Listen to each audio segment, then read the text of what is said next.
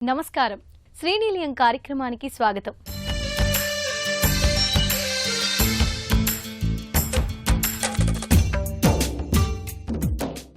ఇల్లు కొనేందుకు గృహ రుణం తీసుకుంటాం. అన్నీ సరిగ్గా సాగుతుంటే రుణం తీర్చడంలో ఏ ఇబ్బంది లేదు. కానీ అనుకోని పరిస్థితుల్లో సంపాదించే వ్యక్తికి ఏదైనా జరిగితే ఆ అప్పు తీర్చడం ఎలా? ఇంటిని అమ్మేయాల్సిందేనా? కుటుంబ సభ్యులను ఇబ్బందిలోకి నెట్టే ఇలాంటి పరిస్థితి రాకుండా ఉండాలంటే ఏం చెయ్యాలి? ప్రతి రుణానికి తోడుగా ఒక పాలసీ ఉండాలని నిపుణులు చెబుతున్నారు. మరి ఈ నేపథ్యంలో గృహ రుణం తీసుకున్న వారు బీమాతో ధీమాగా ఎలా ఉండొచ్చో ఇప్పుడు తెలుసుకుందాం.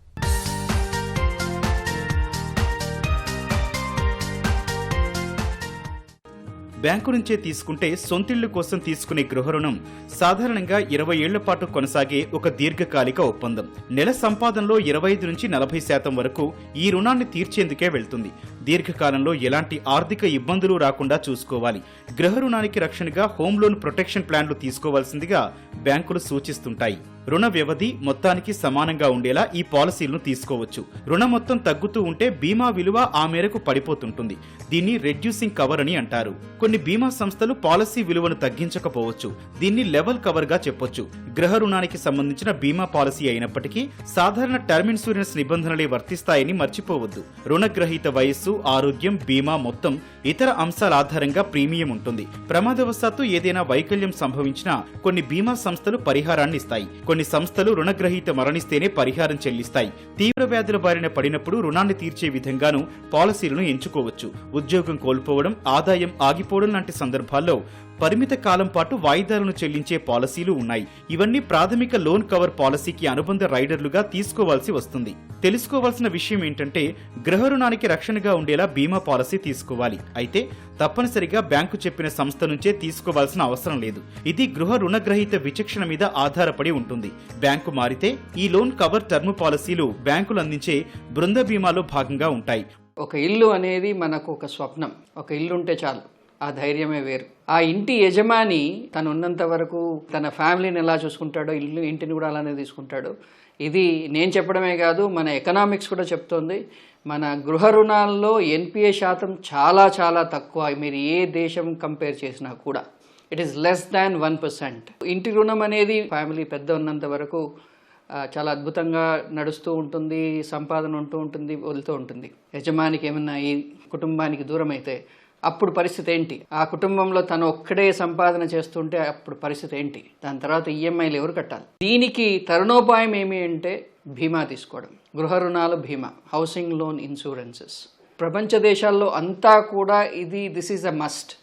ఎందుకంటే అక్కడ చాలా అన్సర్టనిటీస్ ఉంటాయి కాబట్టి, లైఫ్ కూడా చాలా ఇదిగా ఉంటుంది కాబట్టి ఇన్సూరెన్స్ అనేది మిగతా ప్రపంచ దేశాల్లో చాలా విరివిగా అవేర్నెస్ ఉంది కాబట్టి అక్కడ మనకి చాలామంది, అంటే it is like a mandatory in US, UK or any other countries. But ఇండియాలో కేవలం 1% మాత్రమే ఇన్సూరెన్స్ కవరేజ్ అంటూ ఉన్నది, both in life, in housing loan insurances. ఒక బ్యాంకు నుంచి మరో బ్యాంకుకు గృహ రుణం మార్చుకున్నారనుకోండి, పాత రుణం కోసం తీసుకున్న బీమా రద్దవుతుంది. కొత్త బ్యాంకుకు మారినప్పుడు అక్కడ మళ్లీ మరో పాలసీ తీసుకోవాల్సి రావచ్చు. ఇది ఒక ప్రతికూలత. అయితే ఈ బీమా పాలసీని వ్యక్తిగత టర్మ్ పాలసీగా మార్చాల్సిందిగా బ్యాంకును కోరొచ్చు. అలా మారిన తర్వాత కొత్త బ్యాంకు నుంచి తీసుకున్న రుణానికి ఆ బీమా పాలసీని అనుసంధానం చేయొచ్చు. రుణానికి రక్షణగా టర్మ్ పాలసీ తీసుకోవడం తప్పనిసరి. దీంతో పాటు కుటుంబ ఆర్థిక బాధ్యతలు తీర్చేలా మరో టర్మ్ పాలసీ ఉండేలా చూసుకోవాల్సిన అవసరమూ ఉంది. అప్పుడే మీపై ఆధారపడిన వారికి ఆర్థికంగా ఏ ఇబ్బంది ఉండదు. గృహ రుణం ఇచ్చిన బ్యాంకుకు అనుబంధంగా ఉన్న బీమా సంస్థల నుంచి లోన్ కవర్ టర్మ్ పాలసీ తీసుకున్నప్పుడు బ్యాంకు ఆ ప్రీమియానికి సంబంధించిన రుణాన్ని ఇస్తుంది. దీన్ని మనం గృహ రుణ వాయిదాతో కలిపి చెల్లించాల్సి వస్తుంది. ఉదాహరణకు 35 ఏళ్ల వెంకట్ ఫ్లాట్ కొనేందుకు ₹1,00,00,000 బ్యాంకు రుణం తీసుకున్నారు. దీనికి ఆయన బీమా పాలసీ తీసుకోవాలని అనుకున్నారు. బ్యాంకు నుంచి బృంద టర్మ్ పాలసీ తీసుకుంటే ప్రీమియం దాదాపు 3 లక్షల వరకు చెల్లించాల్సి వస్తుంది. బ్యాంకు ఈ మేరకు రుణం ఇచ్చిందనుకుందాం. వర్తించే వడ్డీ రేటు 8.85% అనుకుంటే నెలవారీ వాయిదా 2,670 ఉంటుంది. 20 ఏళ్లలో వడ్డీతో సహా 6,40,873 చెల్లించాల్సి వస్తుంది. దీనికి బదులుగా ₹1,00,00,000 టర్మ్ పాలసీని సొంతంగా తీసుకున్నారనుకుందాం. అప్పుడు ఏడాదికి ప్రీమియం 19,000 వరకు ఉంటుంది. అంటే 20 ఏళ్లకు కలిపి చెల్లించేది 3,80,000. మీ పూర్తి వివరాలు మీ బ్యాంకు బీమా సంస్థను సంప్రదించి తెలుసుకోవాలి. వయస్సు, ఆరోగ్య పరిస్థితి, అలవాట్లను బట్టి ప్రీమియం మొత్తం మారుతుంది కాబట్టి ఏ పాలసీ తీసుకోవాలన్నది 1-2 సార్లు ఆలోచించి నిర్ణయించుకోవాలి. మనకు హౌసింగ్ లోన్ ఇచ్చే ప్రతి బ్యాంకు కూడా మనకు బీమా చేయించుకునే అవకాశం ఇస్తుంది. వారి వారి బ్యాంక్ సంస్థల్లోనే బీమా స్కీమ్స్ ఉన్నాయి, ఇన్సూరెన్స్ స్కీమ్స్ వాళ్ళు ఉన్నాయి. ప్రతి ఒక్కరూ కూడా హౌసింగ్ లోన్తో పాటు ఇన్సూరెన్స్ తీసుకోవాలి. హౌసింగ్ లోన్ బీమా చాలా ఎక్స్పెన్సివా అంటే it is not expensive, it is not that expensive. ఈ ఈఎంఐతో పాటు ఇంకొక 3,000-4,000 ఎక్కువైనా కూడా ఇబ్బంది లేదు, కానీ రేపు పొద్దున అది మనల్ని కాపాడుతుంది. ఈ ఇన్సూరెన్సెస్ 2 విధాలు. ఒకటి గృహ రుణం యొక్క సంబంధించినటువంటి ఇన్సూరెన్స్, హౌసింగ్ లోన్ ఇన్సూరెన్స్ అనేది it will be tag to the housing loans, that particular housing loans. ఈ హౌసింగ్ లోన్ కోసం మనకు ఇన్సూరెన్స్ అనేది ఒకటి మనకు అంటగడుతున్నారు అనుకోకుండా మీరు జాగ్రత్తగా ఆ స్కీమ్ని, ఆ ఇన్సూరెన్స్ స్కీమ్ని మనం జాగ్రత్తగా పరిశీలన చేసి దాని కవరేజ్ ఏంటి, దాని ప్రీమియం ఏంటి, ఇవన్నీ కూడా దాని యొక్క మనకు దానివల్ల బెనిఫిట్స్ ఏమేమి వస్తాయి, ఇవన్నీ కూడా మనం జాగ్రత్తగా పరిశీలన చేసి మనం నెగోషియేట్ చేసుకోవచ్చు. మన టర్మ్స్ కూడా, మన ఇన్సూరెన్స్ ప్రీమియం కూడా నెగోషియేట్ చేసుకోవచ్చు. నాణ్యమైన రసాయన అవశేషాలు లేని వ్యవసాయ ఉద్యానోత్పత్తుల వినియోగంపై శ్రద్ధ పెరుగుతోంది. ఏమాత్రం ఖాళీ జాగాలు, డాబాలు, బాల్కనీలో అవకాశం ఉన్నా సరే ఇంటిల పాది కోసం అవసరమయ్యే కూరగాయలు, ఆకుకూరలు, పండ్లు పండించుకొని ఆహారంలో భాగం చేసుకోవడానికి కుటుంబాలు ఇష్టపడుతున్నాయి. హైదరాబాద్లో ఒక గృహిణి ఇంటి పంటలపై ఇష్టంతో తమ టెర్రస్పై ఉద్యాన క్షేత్రంగా మార్చేశారు. సపోటా, డ్రాగన్ ఫ్రూట్, మామిడికాయలు పండించుకుంటూ ఆదర్శంగా నిలవడం విశేషం.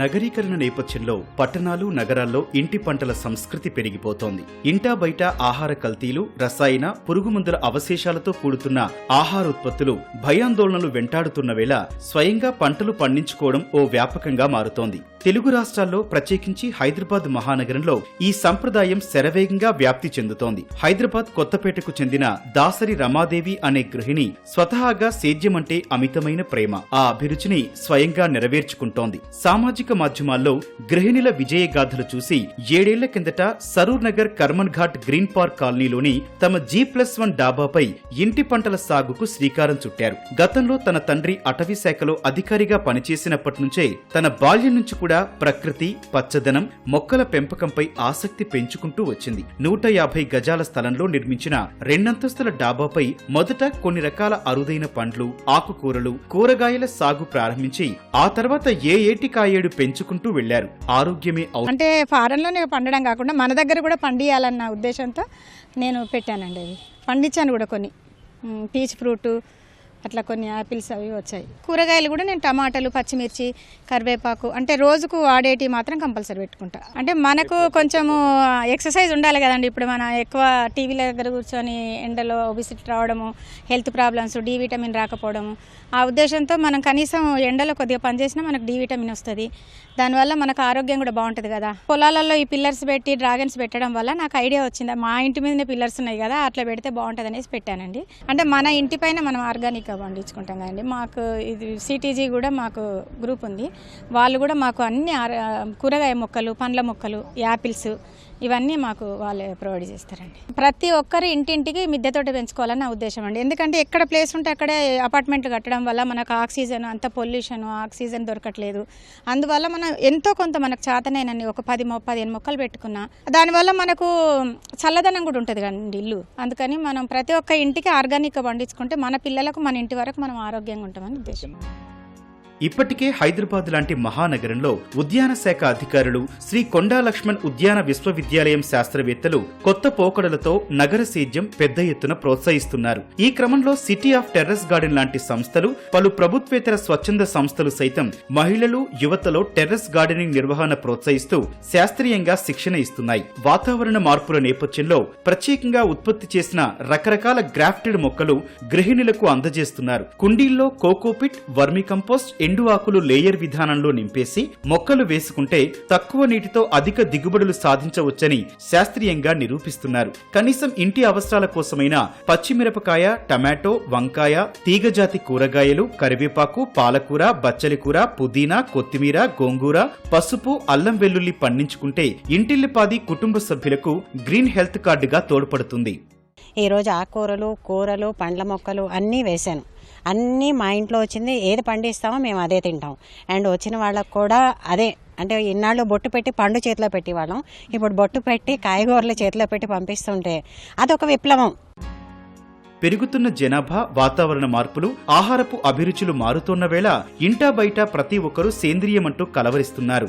ఏమాత్రం ఖాళీ జాగా లేదా టెర్రస్, బాల్కనీలో ఆకుకూరలు, కూరగాయలు, పండ్లు, పూలు పెంచుకున్నట్లయితే ఇంట్లో కుటుంబ సభ్యులు ఆహ్లాదకరమైన వాతావరణం ఆస్వాదించొచ్చు. యాక్చువల్ గా మాది ఏంటి అంటే grow what you eat what you grow. ప్రతి ఒక్కరికి కెమికల్ ఫ్రీ పండించాలనేది మా ఉద్దేశం అన్నమాట. దానివల్ల మేము గ్రూప్ లో కూడా మాకు మంచి ఆర్గానిక్వి శాప్లింగ్స్ అవి అన్నీ కూడా మాకు సప్లై చేస్తారు. మంచి విత్తనాలు కూడా పండిస్తారు. అది కాకుండా మా ఈవెంట్స్ కూడా కొన్ని ఉన్నాయి. తర్వాత ఫ్యూచర్లో పిల్లలు కూడా ఆర్గానిక్ టెర్రస్ గార్డెనింగ్లో ఇంట్రెస్ట్ ఉండాలి అని చెప్పి కొన్ని స్కూల్స్ కూడా మేము ఆర్గానిక్ ఫార్మర్స్ దగ్గర తీసుకుపోయి వాళ్ళకు చిన్న చిన్న శాప్లింగ్స్ ఇచ్చి వాళ్ళ దగ్గరే నాటిస్తాము. నాటిచ్చిన తర్వాత వాళ్లకు మళ్ళీ కొన్ని సీడ్స్, శాప్లింగ్స్ కూడా ఇస్తాము.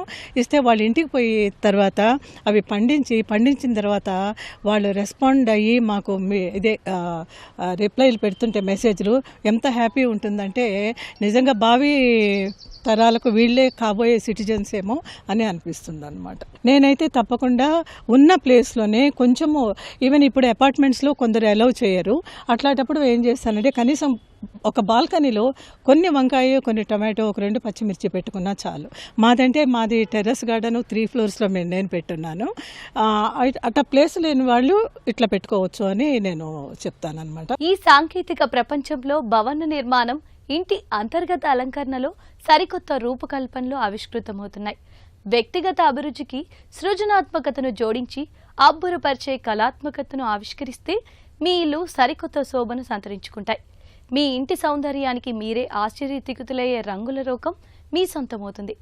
ఆ క్రమంలో ఇంట్లో తక్కువ స్థలంలో ఉన్న వాళ్ళ కోసం మార్కెట్లో సరికొత్త ఫర్నిచర్ అందుబాటులోకి వచ్చాయి. ఇంటి ప్రధాన హాలు దగ్గర నుంచి పడక గదుల వరకు మనసుకు నచ్చిన విధంగా ఈ ఫర్నిచర్ను ఏర్పాటు చేసుకోవచ్చు. మరి మల్టిపుల్ ఫర్నిచర్ అందించే లాభాలు ఏంటో గృహశోభలో తెలుసుకుందాం.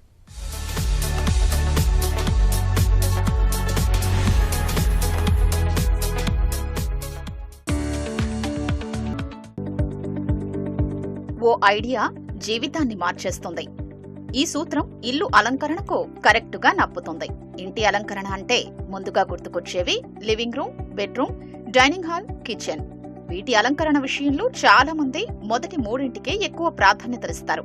దేశవ్యాప్తంగా జనాభా పెరుగుతోంది, కానీ మానవ నివాసయోగ్యమైన భూమి మాత్రం పెరగదు.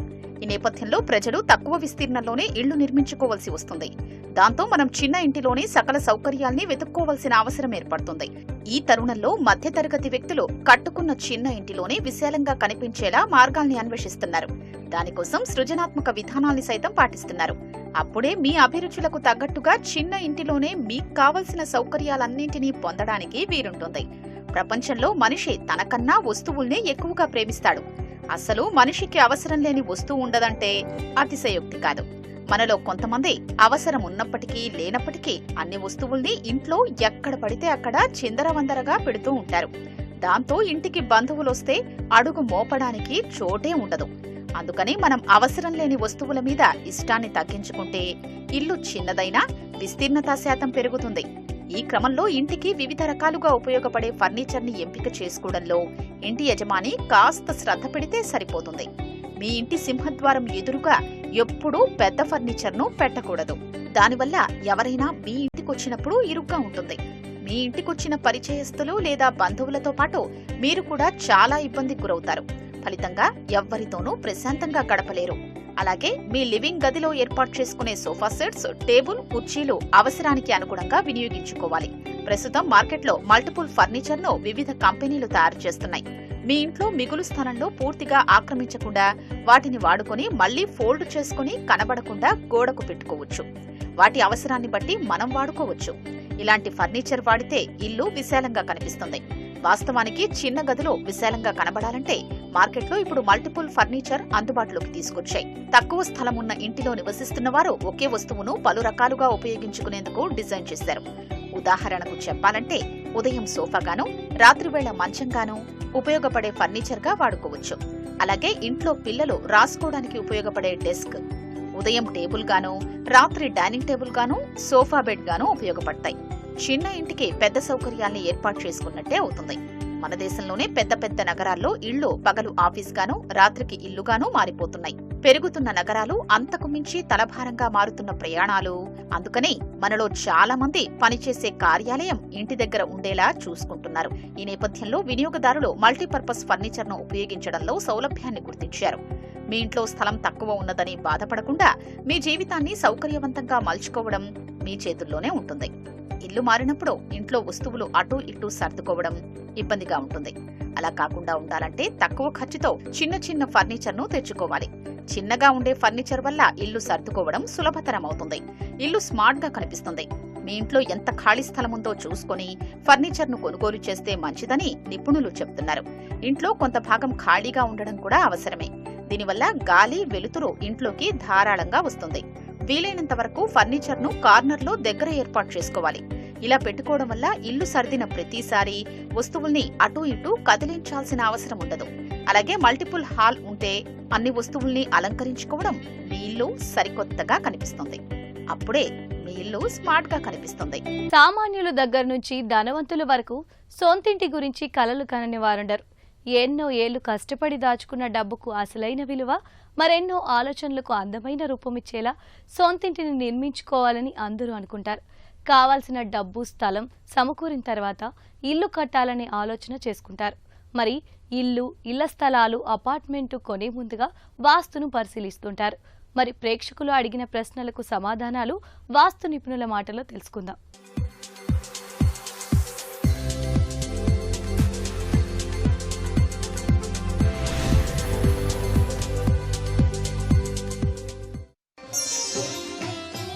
సంపు ఈశాన్యంలోనే ఎందుకుండాలి?